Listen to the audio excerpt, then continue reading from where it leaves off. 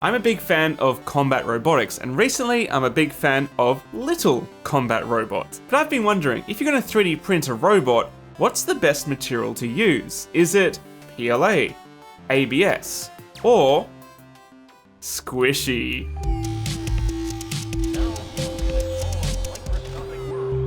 How's it going, guys? Angus here from Maker's Muse, and this is Pancake, or what's left of my 150 gram combat robot ant weight. This machine was built as a test bed to test out something I've been hearing in the robot combat forums, and that is to use TPU as armor for your insect weight robots. Now, initially this sounds insane. How can something squishy and soft withstand impacts better than something like PLA Plus or nylon carbon fiber?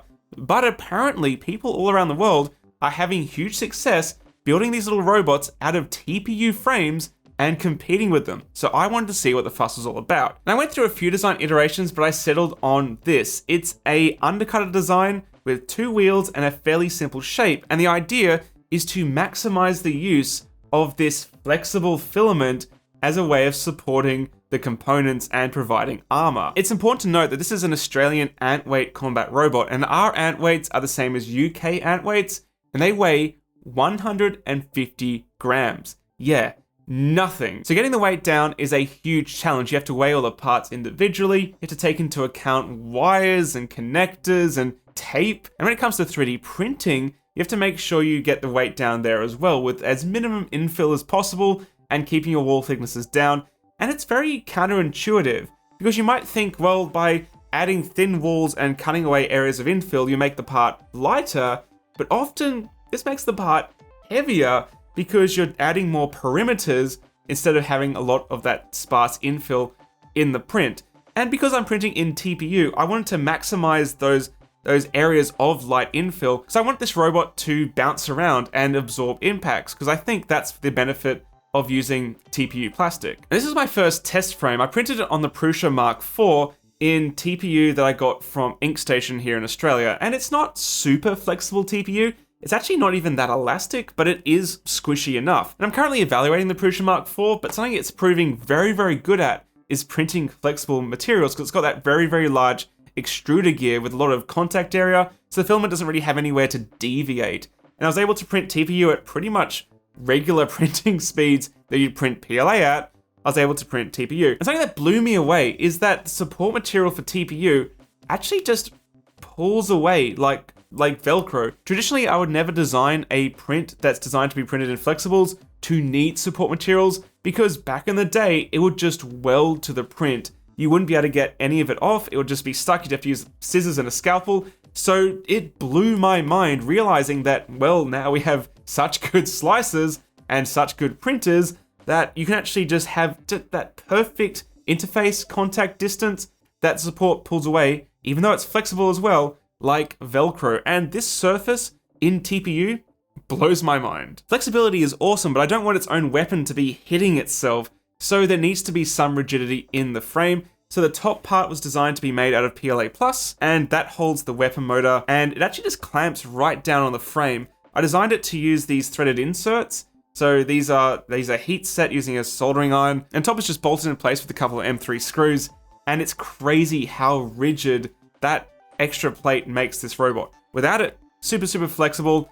Then you add it, it makes it really, really rigid indeed. And the wheels are just little foam wheels attached to the side. This robot's designed to be a undercutter spinner, so it has two drive motors, one weapon motor, a battery, and a speed controller. And previously I've done videos talking about different ways you can build these robots with different components, but this is the first robot I ever went and used an all-in-one controller called a Malenki Nano. And this really simplifies the wiring and complexity of such a small machine, because it has the receiver built into the control board with two brushed outputs. It actually has three brushed outputs, but you only need two for drive, and two signals out that you can then connect your weapon motor controller to. So for this robot, it had the Malenki Nano, a 6 amp brushless speed controller, and the battery, and a switch, and that was it. And to power all of that, I used a 200 milliamp hour 2-cell battery, which is about 7.4 volts. I was working down to the wire to get this machine finished, but again, remember that weight, 150 grams. This poor thing was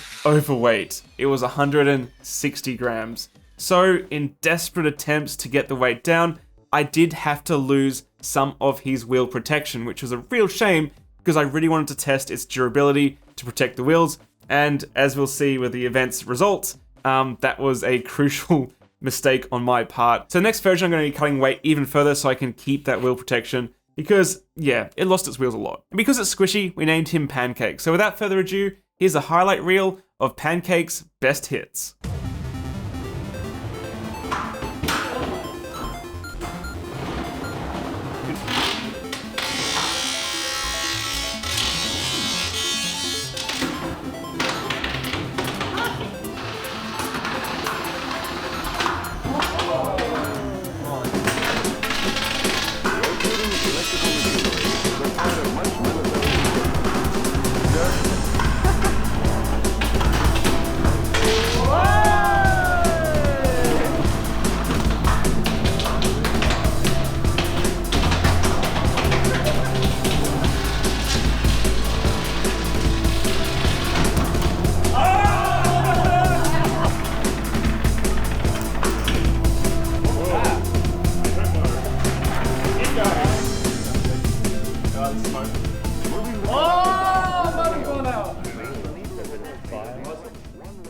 This is the remains of Pancake. It's clearly suffered a lot of abuse, but it's in areas that I didn't really expect. Now, yes, I did lose its wheel protection because of weight, and that meant that it lost its wheels a lot during the fights.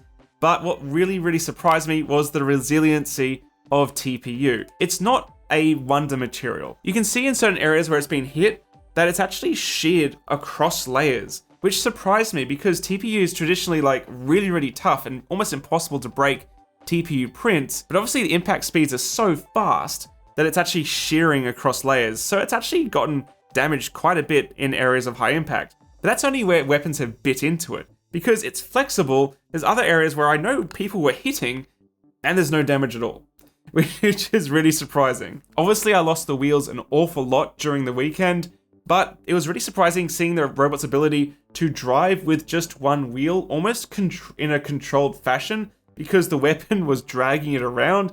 So I may even make another design in future that just has one wheel and drive motor, which means I can get more protection and just do that strafing approach to driving around, because by the end of the competition, I got quite good at it. And finally, this robot absolutely stinks because the speed controller exploded in its last fight, and the battery puffed up and smoke came out. It turns out that the weapon motor wires, the robot was going through so much abuse that one of them broke, and with brushless motors, they have 3 wires, and you need that to control all the coils in the motor. You break one wire, you lose that control. The speed control doesn't know that, and if I was just trying to send power, it blew up.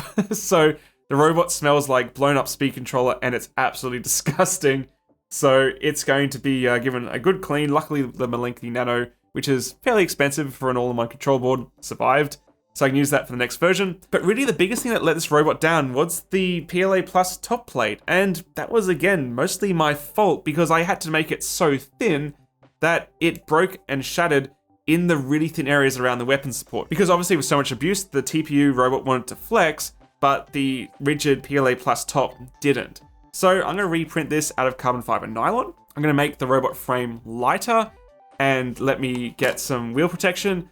And I'm going to try that ridiculous concept of having just one wheel and using the weapon motor to strafe around the box. But I'd love to hear your thoughts in the comments below on how you would improve this robot. And if you have any experience 3D printing things that endure abuse with TPU, do you have any tips and tricks for me of how to make these frames last even longer? Please leave it in the comments below, because here on Maker's Muse, my aim to empower your creativity through technology, and you guys always continue to empower my creativity through your suggestions in the comments below. Thanks for watching, guys, and I'll catch you again very shortly here on Maker's Muse. Bye. Bye.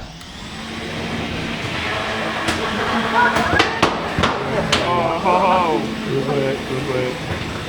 Good work. Get him. Oh!